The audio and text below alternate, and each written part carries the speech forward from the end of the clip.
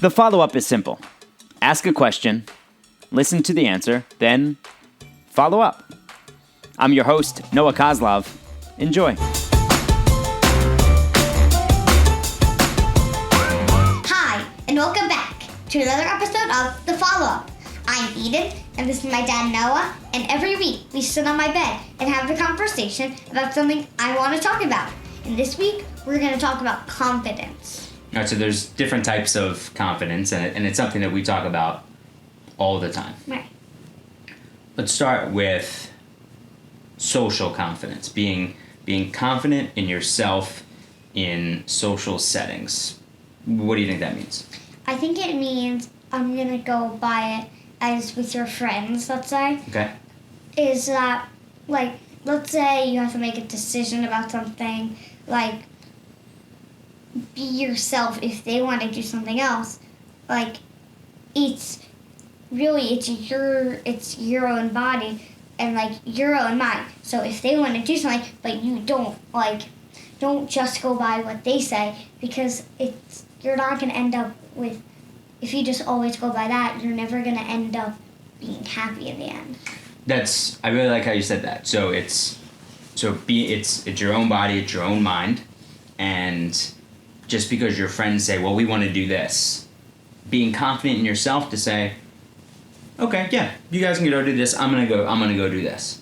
And not thinking, well, if they're going to do this and I don't want to do it, maybe then they won't be my friend. Or, oh, well, if I don't do that, then maybe they'll make fun of me. No, like you just have to be confident in yourself. And there are times in the moment that it's hard sometimes it's really hard.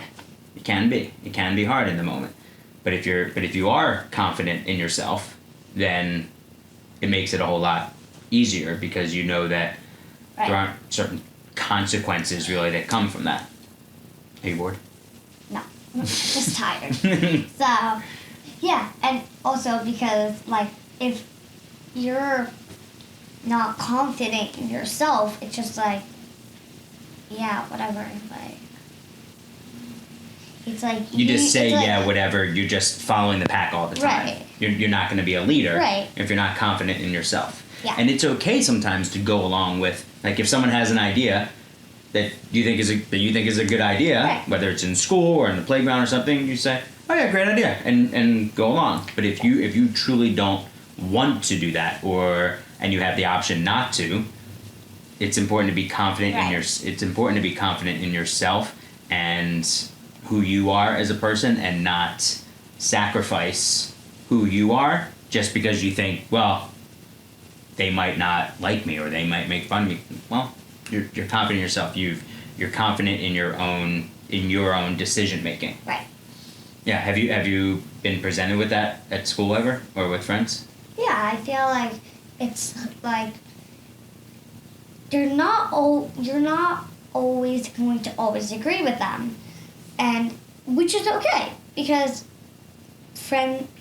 if you're friends, that doesn't just mean that you all have to agree on the same thing. Like, okay, we're going to the swings now. Like, okay, everybody has to agree with that. We don't all have to. Right.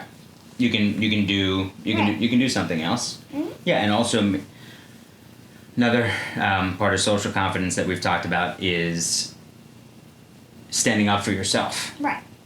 So that if a friend or someone who, or at least says is your friend, says, well, I don't want to be your friend because of this, or if you don't do this, then we're not friends. Well, you got to be able to have confidence in yourself, to then stand up for yourself. So how have you handled that? Because I do know that this comes up. Right. So I feel like it's never true stuff. It's never true. What do you mean? Like, when they say that, it's like, even if you don't do it and they say you're not friends, that's literally just that moment, really. Just that moment. Right. Yeah. So, and even if it's, let's say, even if it's longer, it's like, it's like we just talked about, it's like, if you, like, follow what your mind wants to do and what you want to do. And what you think is right. And yeah. what you think is right, even if they're not going to be your friend. Right, and as you said, and something we've talked about a lot, if someone says that to you, they're not really your friend. And two, it's just in that moment. Anyway, they're gonna forget about it. But I do know that it's tough to hear and then think, well, oh my God, she says she's not gonna be my friend, but I do want her to be my friend. But if someone is gonna say that to you, then they're really not your friend. But how else could you, and I know we've discussed this, how else could you handle that? If someone says, if you don't let me have some of your lunch, or if you don't play with us today, I'm not going to be your friend. How else could you handle it? You could also say something into the moment to them about how that's not fair, and that you should tell other people how you would want to be treated. Because, like, let's just say that, like, you're one of my friends, okay, and you're saying that you could say, I could say to you, like, why it was fair, and that like, I wouldn't treat you that way, so don't treat me that way, because if you treat me that way, I'm going to treat you that way, and no one wants that. Right. So, and you say in the moment, and yes, exactly right. And something else you could say is, so you're willing to throw away our entire friendship because I don't want to play that game with you today? Think about that. Have you ever been in that situation where you've said, wait a second, you say you don't want to be my friend just because of that? Then what are we doing anyway? Right. Yeah. Right. Think about that. Think about the big picture. What about being confident with your schoolwork? Like in your skills to, it could be your skills at swimming or tennis or anything really, but let's talk about your confidence with schoolwork.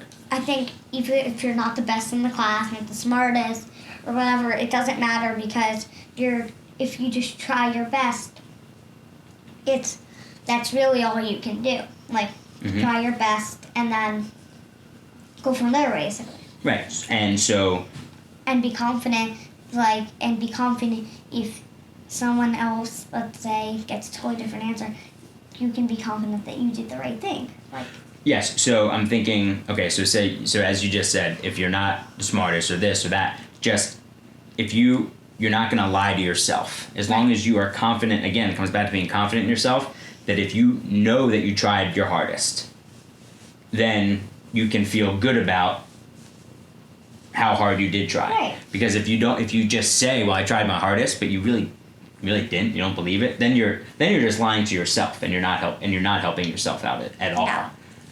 And if you just say, yeah, I tried my hardest just to get it done with, you're really hurting yourself in that situation. Right. If there are times that we'll do some work together and there'll be a math problem, and I'll say, a word problem, and I'll say, I'll try to throw you off, and I'll say, you sure about that? Just to try to check your confidence. Mm-hmm. What are you doing with your shirt here? Yeah. What are you doing? Putting your hair tie in your shirt? Yeah. All right. Just leave it alone. When I'll say to you, hey, you sure about that? Just to see if you're confident in yourself to know, all right, I did everything. Or you wrote something and you edited it and you checked it, and this does make sense. Sometimes I just look back when you say that just to make sure. But yeah, right. But if you weren't confident in yourself, you would say, oh, no, that's not right, and then just change it. Right. But you're confident in the steps that you were taking. Right. Yeah. So I think it's really important to have that confidence to be able to move forward academically, athletically, but most of all socially, and being being confident in yourself and to stand up for Yeah. yourself. And I know it's not always easy, right? Mhm. Does this stuff come up in school? Your teachers ever talk about it? Not really. Like, I feel like sometimes, but like, you know what I mean by it. Like, I don't know how to describe it. Like, Okay, so they try to instill confidence. Instill means like give someone INSTIL, instill confidence. So Nah. they try to instill confidence in you without saying, "I'm trying to get you to be more confident." I feel like they do mention confidence without saying the word confidence, basically. Like, without giving the cue of confidence meaning. Oh, You know what I mean? Yeah, Like, so give me an sometimes they do, but like, it's like, you know what I mean? Like, without saying, okay, well, like, using the word confidence and building around that, they're saying just like other things, I feel like. like what? So they're not saying we're gonna build confidence today. Like, so give me something that maybe a teacher has done. Maybe not for you, but maybe another student, anybody, just to try to build confidence. Maybe it has been for you. Like, maybe like,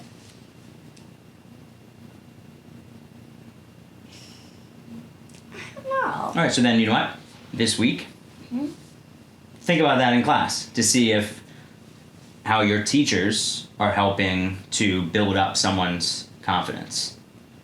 And I know they do it in one way, that when they say, "Hey, you're right. That's a good thought." Even something like that, even if the answer wasn't right, but saying like, "That's a good thought. Let's build on that." That can give someone confidence in, "Oh well, I guess I was on the right track." Like, "Oh, that makes me feel good." When a teacher or someone in authority, a person of authority, recognizes you for doing something, like the river raves. You know, when at Right. school when they say, "Oh, we're raving about," and then they say your name and read off why. That's all meant to encourage and instill confidence. Yeah. Okay. Proud of you. I love you. Not